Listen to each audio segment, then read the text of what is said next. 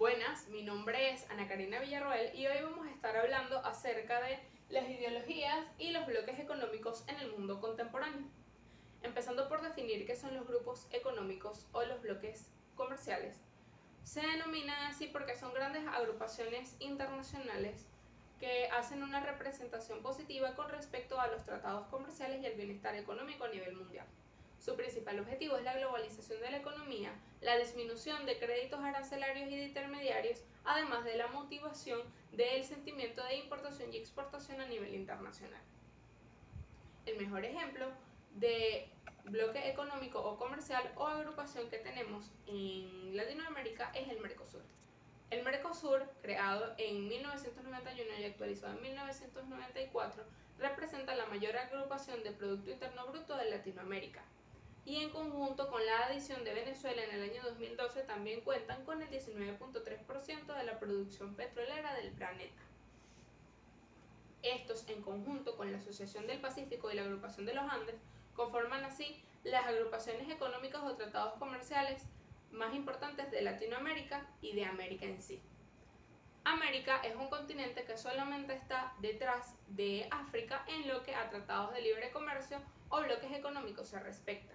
Es decir, América cuenta con 6 bloques económicos o de comercio y África cuenta con 8, pero eso no nos convierte en la representación más importante de bloques económicos en el mundo, ni tampoco África. Por lo menos uno de los bloques económicos o bloques comerciales más importantes es la Unión Europea, debido a que cuenta la mayor agrupación de naciones de la historia, con la gran mayoría de Europa del Este y del Oeste en conjunto con Canadá, una representación americana dentro de una agrupación europea.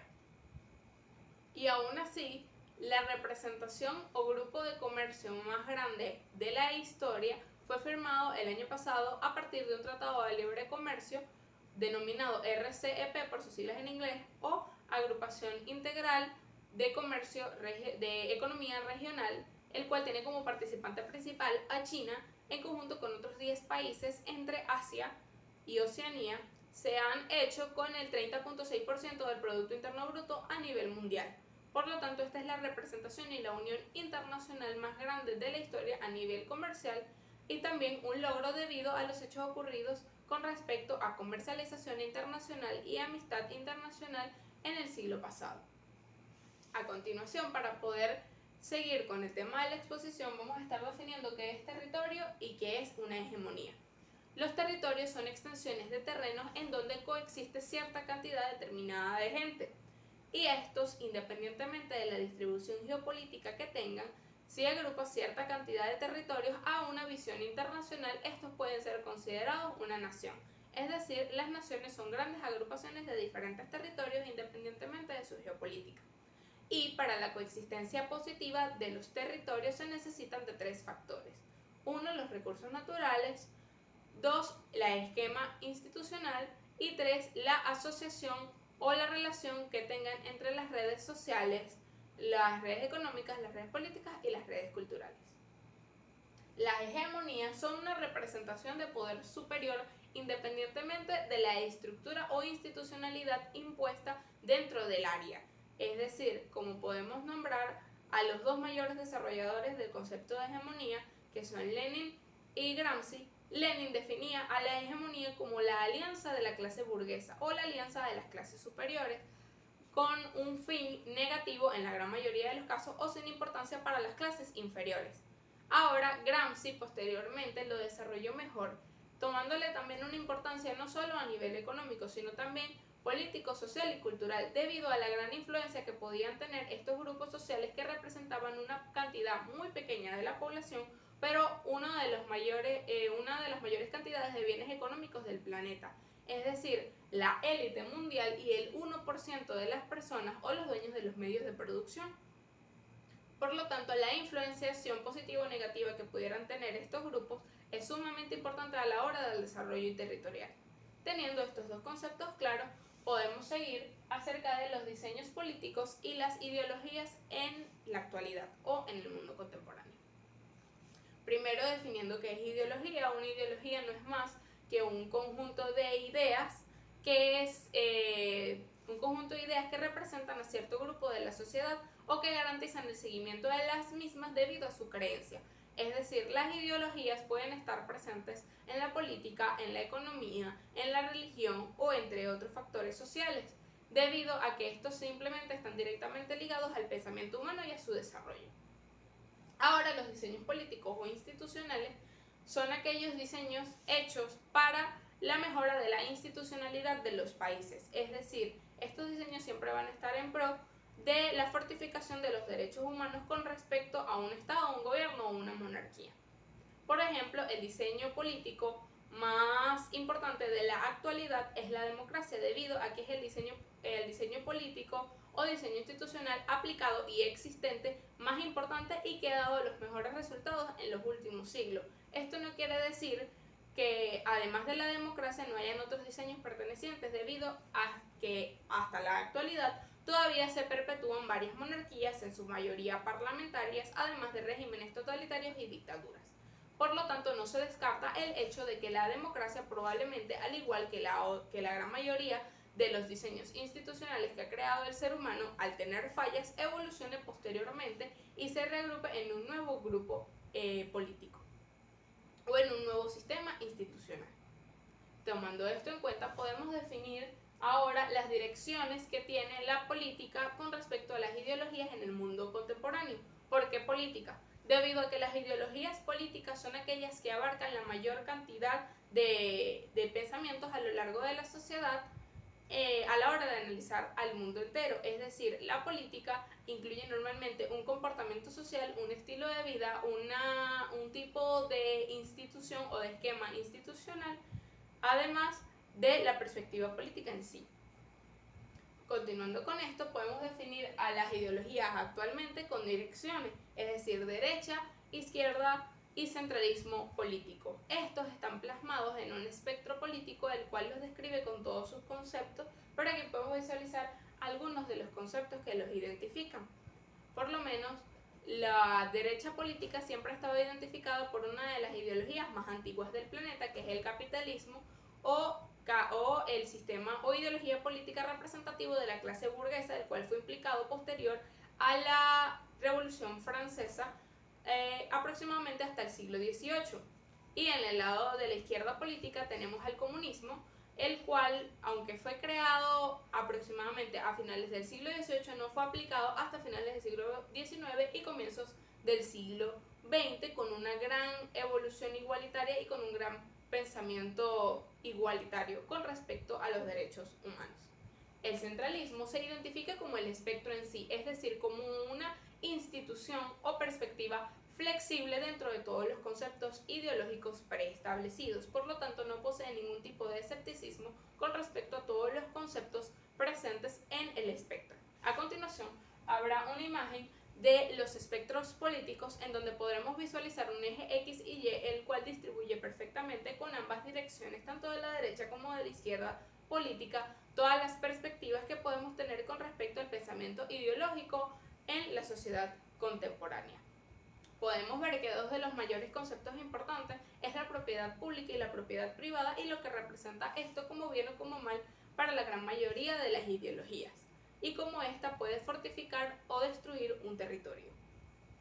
Además, podemos ver conceptos como el socialismo, el conservadurismo, el liberalismo, entre otros, que han sido evoluciones de los conceptos bases previamente nombrados, los cuales han permitido la mayor integración, además de la mayor movilidad dentro del eje X y Y que compone el espectro político. Ahora, para establecer la variabilidad y el fenómeno político aplicado actualmente al mundo entero, podemos ejemplificar con Latinoamérica. A continuación vamos a ver un mapa de Latinoamérica y su política a nivel ideológico antes del año 2010. Estamos hablando del siglo XXI y podemos ver cómo hay una predominancia de la izquierda política bastante importante en la gran mayoría de los países. Y podemos ver aún en el siglo XXI una ausencia total de una ideología centralista y flexible en todo el continente americano. Con esta representación de la izquierda política, podemos tomar en cuenta cómo el pensamiento unipolar y eurocentrista ha afectado de manera o positiva o negativa, desde el punto de vista que lo vea, a Latinoamérica, y cómo sus gobiernos se han perpetuado en base a esto. A continuación vamos a ver una imagen de los gobiernos latinoamericanos y su perspectiva ideológica en el año 2016 y en el año 2019, en donde podemos ver una constante variabilidad, lo cual refleja una clara inconformidad con respecto a las ideologías políticas contemporáneas presentes. La única visualización que tenemos de centralismo más allá de países pequeños es en México en el año 2016, pero aún así podemos ver una constante variabilidad y poca estabilidad con respecto a las ideologías políticas presentes con respecto a políticas de derecha y de izquierda en la representación política nacional de cada uno de estos países. Por lo tanto, esto nos da como resultado que la inconformidad e inestabilidad política de Latinoamérica ha sido grande en el nuevo milenio. Y esto no garantiza un buen desarrollo de los territorios a nivel económico, social o cultural, debido a la variabilidad de las perspectivas ideológicas. Ahora vamos a hablar acerca de cómo el pensamiento eurocentrista es uno de los mayores focos a la hora de tratar todo este tipo de cosas y cómo ha impactado a Latinoamérica. Planteamos actualmente los sistemas democráticos y los sistemas monárquicos y todos los sistemas e instituciones presentes en la actualidad con respecto a la política, pero no hablamos acerca de cómo estos afectan directamente con respecto a las ideologías. Desde la presencia de la democracia y sus derivados en el mundo, tenemos una mayor libertad de opinión con respecto a las ideologías que tenemos, pero el pensamiento eurocentrista, el cual garantiza una distorsión de las noticias, además de una segregación de la información, no ha permitido que Latinoamérica se identifique de una manera positiva con respecto a las ideologías. Por lo tanto, hay una variabilidad y una inestabilidad importante, lo cual no ha permitido el buen desarrollo de los territorios. Y por esto lo podemos ver reflejado en muchísimas economías latinoamericanas. Entonces, a continuación vamos a ver un mapa mundi con la representación de la democracia y de los demás sistemas institucionales presentes en el resto del mundo, de los cuales podemos ver el cómo, con la unipolaridad y el eurocentrismo que cuenta el pensamiento eurocentrista que cuenta Latinoamérica, podemos ver cómo la gran mayoría de los países de Europa, los cuales son ejemplificaciones del pensamiento ideológico latinoamericano, la gran mayoría de ellos no cuenta con una democracia total o ni tan siquiera con una democracia, sino con un régimen o sistema monárquico o monárquico parlamentario. Y en cuanto a lo bueno o lo malo que puedan ser las democracias aplicadas tanto en gran parte de América del Norte como en el resto de los países, podemos ver que la gran mayoría de estas son democracias defectuosas y no democracias plenas, como debería de ser la ejemplificación política. Por lo tanto, a esto le podemos acarrear el problema de las perspectivas políticas ideológicas que tiene Latinoamérica. Continuando con esto, podemos ver cómo la gran mayoría del resto del mundo está bajo regímenes totalitarios, pero también podemos rescatar algunas democracias plenas, las cuales pueden ser visualizadas o ejemplificadas si no fuera por la perspectiva unipolar del desarrollo ideológico que ha tenido Latinoamérica. También, agregado a esto, vamos a hablar acerca de las ideologías creadas a finales del milenio pasado o a principios de este milenio, que han permitido una perspectiva evolutiva y por lo tanto una mayor segregación de los mejores conceptos a través del espectro político. Por ejemplo, estas fueron creadas la gran mayoría bajo circunstancias violentas o para salidas lo mayor parlamentarias posibles a la hora de malos gobiernos, como tenemos el ejemplo de la aplicación de democracias tuteladas en los años 60, y también el ejemplo del socialismo africano en la gran mayoría de dicho continente. También tenemos el panarabismo, que a través de una unión internacional ha permitido la mayor evolución económica y social de dichos países con respecto a las perspectivas culturales con las que cuenta cada uno. En conclusión, podemos tomar en cuenta que los fenómenos que abaten tanto a Latinoamérica como al resto del mundo a nivel ideológico están directamente ligados a nuestra historia contemporánea con respecto a las perspectivas ideológicas que se perpetuaron en los siglos pasados. Es decir, si nuestras perspectivas ideológicas siguen arraigadas a criterios tan antiguos y no se aprende de la historia, no se podrá tomar un buen curso con respecto al bienestar económico y de los derechos humanos de cada una de las naciones. Por lo tanto, hay que tener una mayor comprensión y sobre todo resaltar siempre cuál es el bienestar de los territorios y tener claras cuáles son nuestras hegemonías. Muchas gracias por su atención.